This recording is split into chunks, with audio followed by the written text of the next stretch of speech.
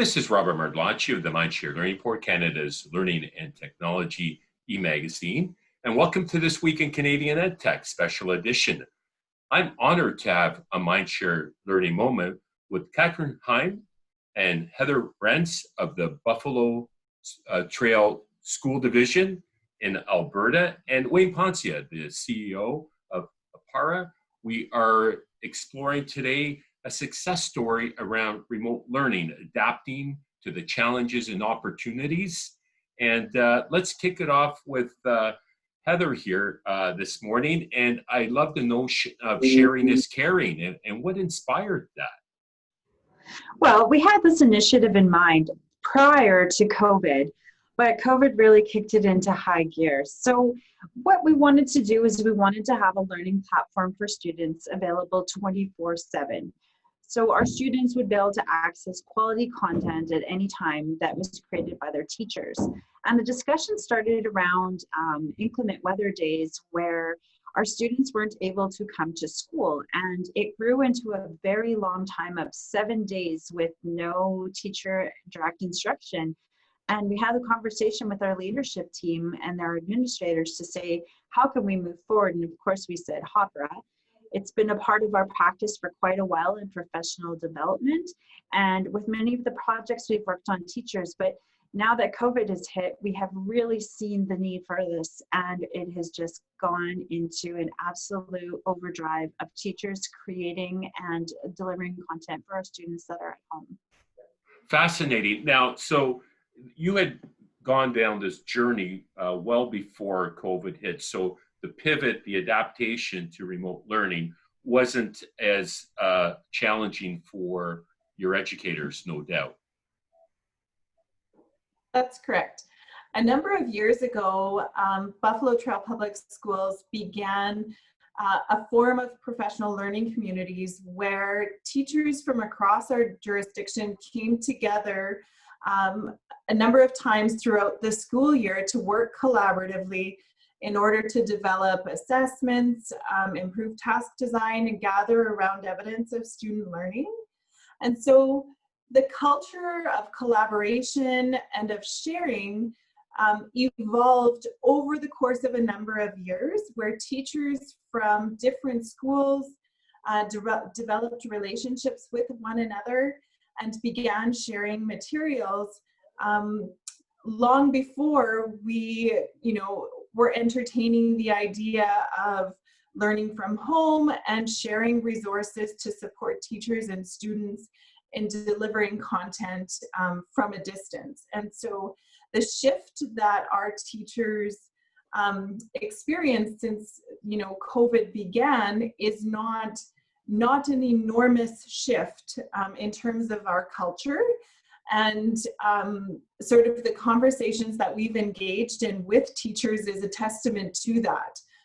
As we talk with teachers, they say, yeah, sure, no problem. I can do that. And I'd love to. And so you can see that our teachers are more than willing to help one another in Buffalo Trail, but also to share outside of Buffalo Trail with the rest of Alberta and also the world. And so it's incredible, actually. That's fascinating. And how are the students responding? What is their response to it? How are they adapting? I think our students are doing the best that they can. A lot of them are used to the online platform of Hopper already, so their transition was seamless. Some of the students, it's new, as some of our teachers are new to it, but I think that they are doing the best that they can. Our teachers are working really hard to engage them. So they'll meet with them with Google Meets or Zoom and then direct them to the WorkSpace. Fantastic. Where the students can go in and complete their work. I have to say, I was going to mention that I thought Alberta was one of the more innovative provinces in coming out with their remote learning strategy early on. I think they were among the first. So Alberta's always been a leader and performed highly in OECD rankings. So kudos to you for being part of that innovative spirit. Thank you. Wayne, perhaps I'll segue over to you, and kudos to you for embracing the sharing is caring concept And thank you for offering up your resources, which we will add to the Canadian Coalition for Learning at Home resource bank. And fellow Canadian, happened to be in one of my favorite parts of the world, being in California. I incidentally did my master's in EdTech at Pepperdine in Malibu, and I look forward to getting back there. And I'm considering my PhD at some point. Call me crazy, but when you have an innovator's mindset, the age is no barrier. Over to you, Wayne. So Robert, this was a real grassroots kind of groundswell. And so when we were first talking to Buffalo Trail, we have other Canadian customers and global customers. There's about 35 school districts in Canada. And one of them, Ottawa Catholic, also got excited about what Buffalo Trail was talking about. And they too have a sharing culture. They always have had a sharing culture. So the big audacious goal that Buffalo Trail set as a small rural community was a little bit of a surprise. So of course I noticed. It wasn't just that it's an innovative school district, but it was quite noticeable that a school district would say, "Hey, we're going to share everything that we can with not only our school district but also the province and then the world." So we put an all call out to the rest of the world. There's 2 million subscribers in the Hapara community, and the Hapara tool suite helps to reduce the number of apps, increase the access to content, reduce costs, that kind of stuff. But we did an all call out to the rest of the world saying, "Hey, this is happening in Buffalo Trail, in Alberta, Canada. Would you like to share?" So there are now 29,000 shared workspaces.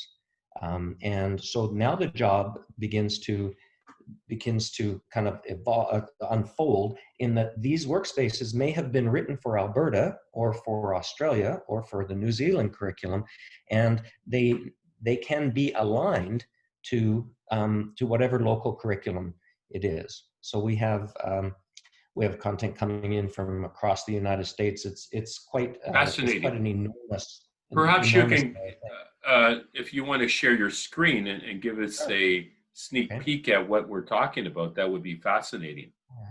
And while you're doing that, I'm going to defer to Heather or Kat to ask them how are teachers and kids responding to the fact that, Chris Kennedy wrote a blog, the superintendent in West Vancouver, no more snow days or cold weather days. So learning is continuous, which is, 7 days, lost days is a lot for a student, isn't it? It really was for our high school students. Catherine, do you want to speak to that? Sure.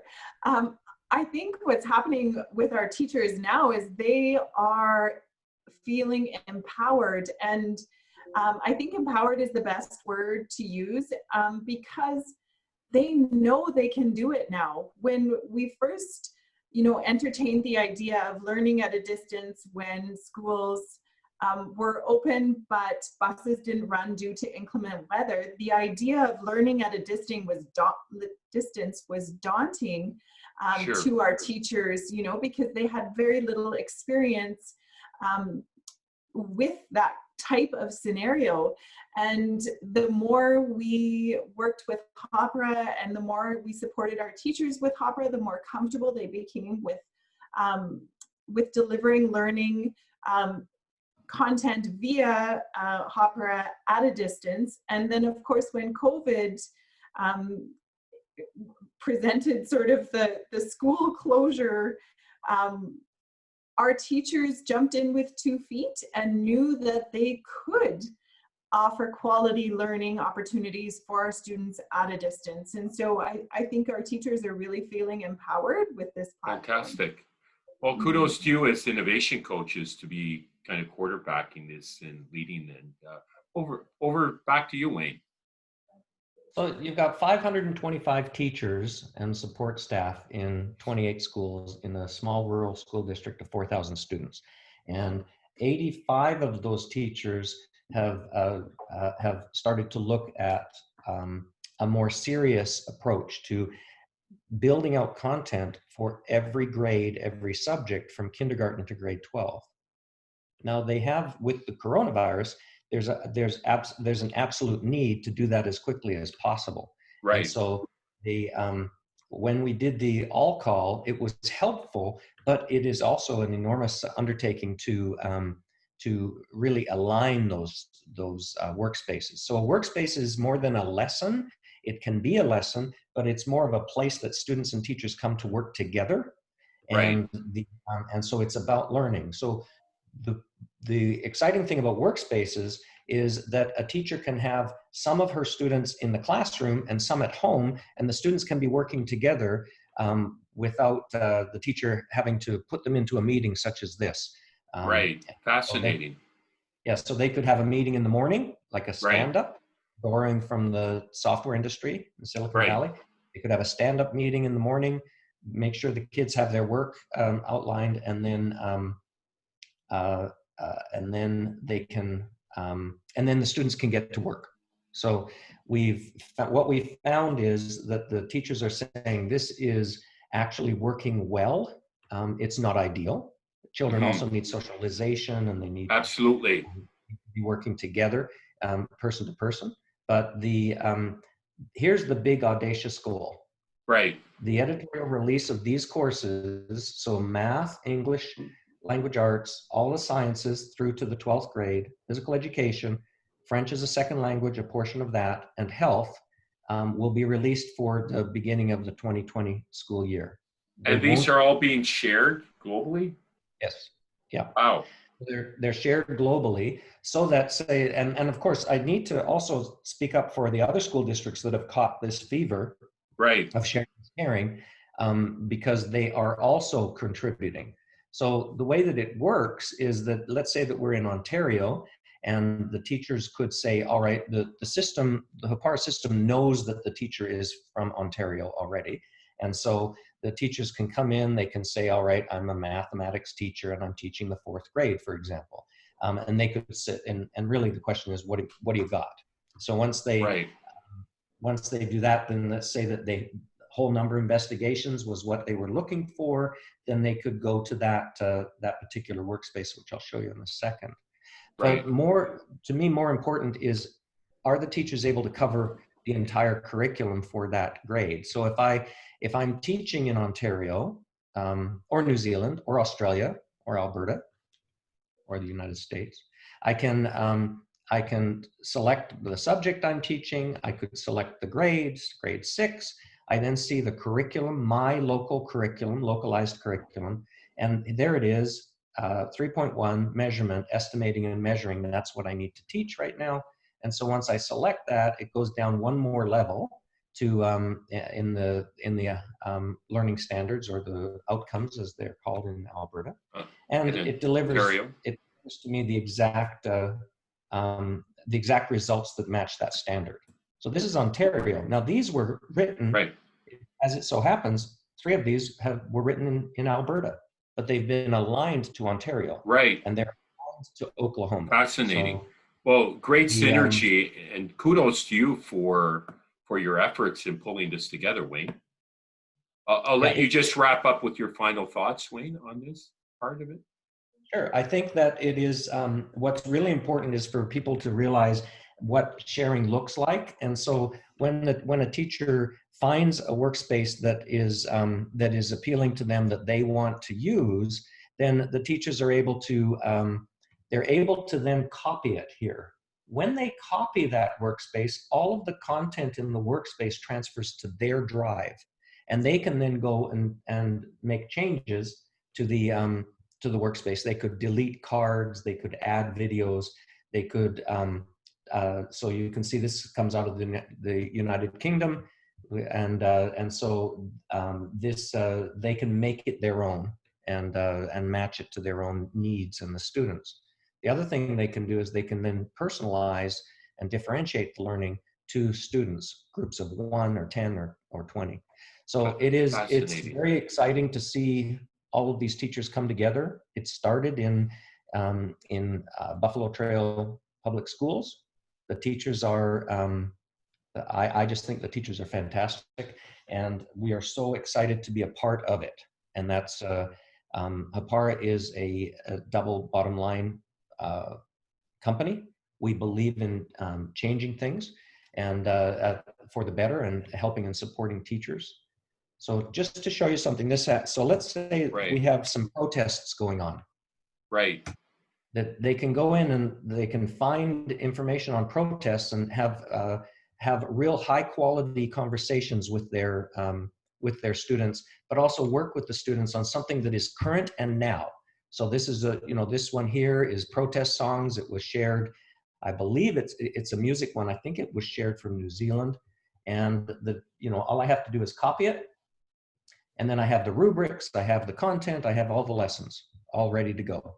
Fantastic. So it's a beautiful thing. I'm very proud of the school district, and I can't say enough about how important this is for schools around the world. And it all started in Wainwright, Alberta, at Buffalo Trail Public School.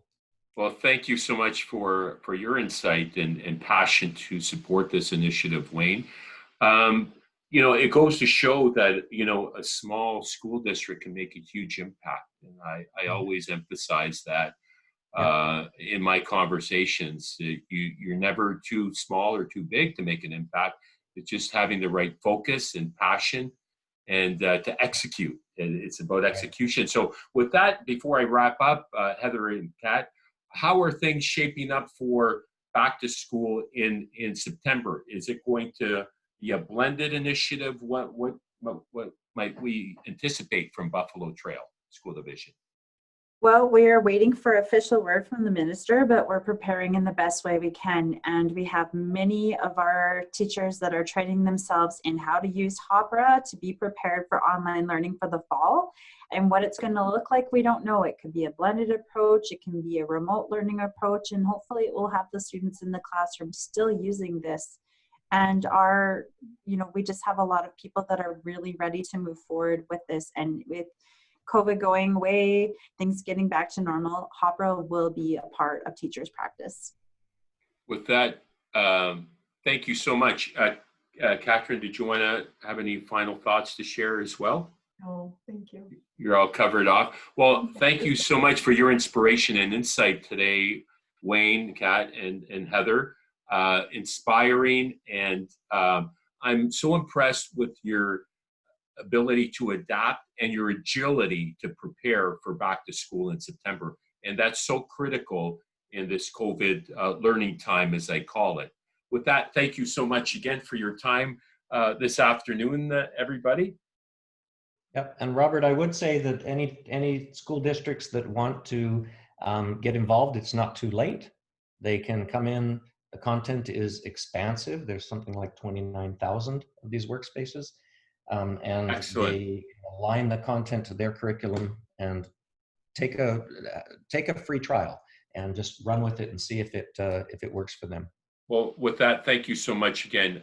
We will definitely add you to our Canadian Coalition for Remote Learning hub. So that was Wayne, Catherine, and Heather representing Buffalo Trail School Division in Alberta, and Wayne Poncia, the CEO of Hopera.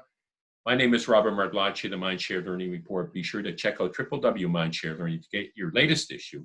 Until next time, stay healthy, stay safe, and keep the learning curve steep.